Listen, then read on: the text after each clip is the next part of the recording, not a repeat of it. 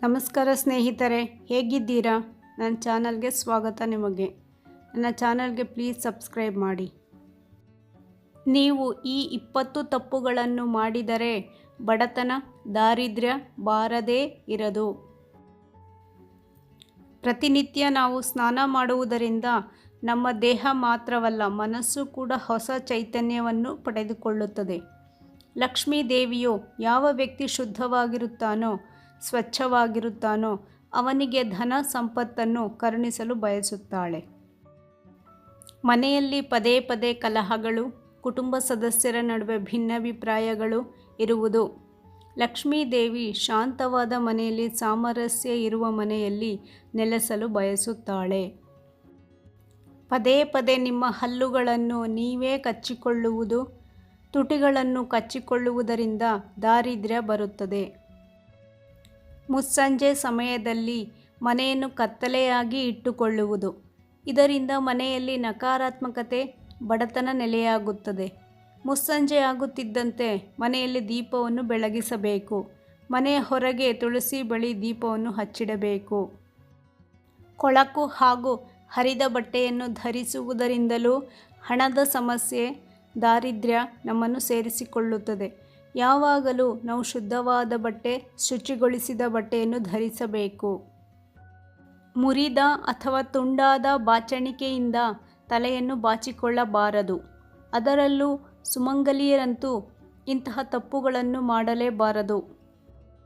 ಮನೆಯ ಮುಖ್ಯ ದ್ವಾರದ ಬಳಿ ಚಪ್ಪಲಿಯನ್ನು ಮನಬಂದಂತೆ ಎಸೆಯುವುದು. ಯಾವಾಗಲೂ ನಾವು ಹೊರಗಿನಿಂದ ಮನೆಗೆ ಬಂದಾಗ ಚಪ್ಪಲಿಗಳನ್ನು ಅಥವಾ ಶೂಗಳನ್ನು ಮನೆಯ ಮುಖ್ಯ ದ್ವಾರದಿಂದ ಒಂದಿಷ್ಟು ದೂರ ಇಟ್ಟು ಬರಬೇಕು.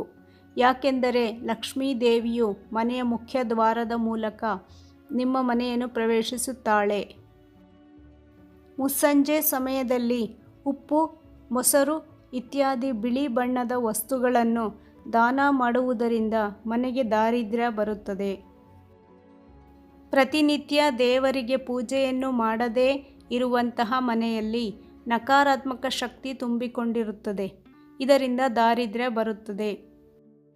ಕೆಲವೊಂದು ಮಹಿಳೆಯರಿಗೆ ಅಡಿಗೆ ಮಾಡುವಾಗ ತಲೆ ಬಾಚುವ ಅಭ್ಯಾಸವಿರುತ್ತದೆ. ಇದು ನಾವು ತಾಯಿ ಅನ್ನಪೂರ್ಣೇಶ್ವರಿಗೆ ಮಾಡುವ ಅವಮಾನದ ರೂಪವಾಗಿದೆ. ಮುರಿದು ಹೋದ ಕನ್ನಡಿಯಲ್ಲಿ ಮುಖವನ್ನು ನೋಡುವುದು. ಮನೆಯಲ್ಲಿ ಕನ್ನಡಿ ಒಡೆದಿದ್ದರೆ ಅದನ್ನು ಮೊದಲು ಮನೆಯಿಂದ ಹೊರಗೆ ಹಾಕಬೇಕು. ಮನೆಯ ಸದಸ್ಯರು ಸೂರ್ಯೋದಯಕ್ಕೂ ಮುನ್ನ ಅಥವಾ ಸೂರ್ಯೋದಯದ ಸಮಯದಲ್ಲಿ ಹಾಸಿಗೆಯಿಂದ ಏಳಬೇಕು ಹಾಗೂ ಸೂರ್ಯಾಸ್ತದ ಸಮಯದಲ್ಲಿ ಮಲಗಬಾರದು. ದೇವರ ಫೋಟೋ ಅಥವಾ ವಿಗ್ರಹದ ಮುಂದೆ ಕಾಲಿನ ಮೇಲೆ ಕಾಲು ಹಾಕಿಕೊಂಡು ಕುಳಿತು ಕಾಲನ್ನು ಅಲ್ಲಾಡಿಸುವುದರಿಂದಲೂ ದಾರಿದ್ರ್ಯ ಬರುತ್ತದೆ. ರಾತ್ರಿ ನೀರಿನ ಪಾತ್ರೆಗಳನ್ನು ಮುಚ್ಚದೇ ಇರುವುದು ಕೂಡ ದಾರಿದ್ರ್ಯ ನೆಲೆಸಲು ಕಾರಣವಾಗುತ್ತದೆ. ರಾತ್ರಿ ಮಲಗುವ ಮುನ್ನ ನೀರಿನ ಪಾತ್ರೆಗಳನ್ನು ಮುಚ್ಚಿಡಬೇಕು. ನೀರಿನ ಪಾತ್ರೆಗಳನ್ನು ತೆರೆದಿಡುವುದರಿಂದ ಆ ನೀರಿನಲ್ಲಿ ನಕಾರಾತ್ಮಕ ಶಕ್ತಿಗಳು ಬಂದು ಸೇರಿಕೊಳ್ಳಬಹುದು.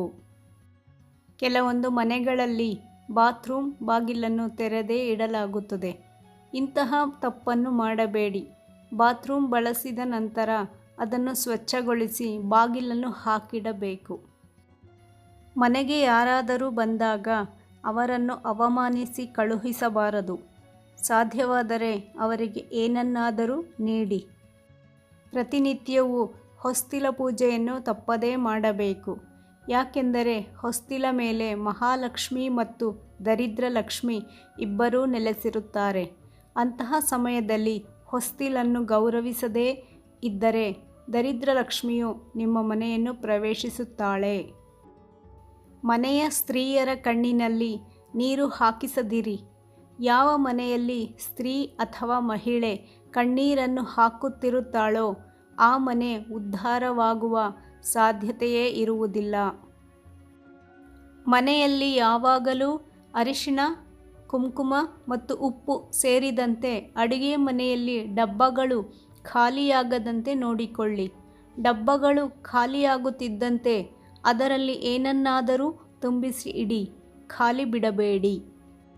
ಪ್ರತಿನಿತ್ಯವೂ ಮುಂಜಾನೆ ಮತ್ತು ಮುಸ್ಸಂಜೆ ಸಮಯದಲ್ಲಿ ದೇವರಿಗೆ ದೀಪವನ್ನು ಹಚ್ಚದ ಮನೆಯಲ್ಲಿ ದಾರಿದ್ರ್ಯ ಬರುತ್ತದೆ.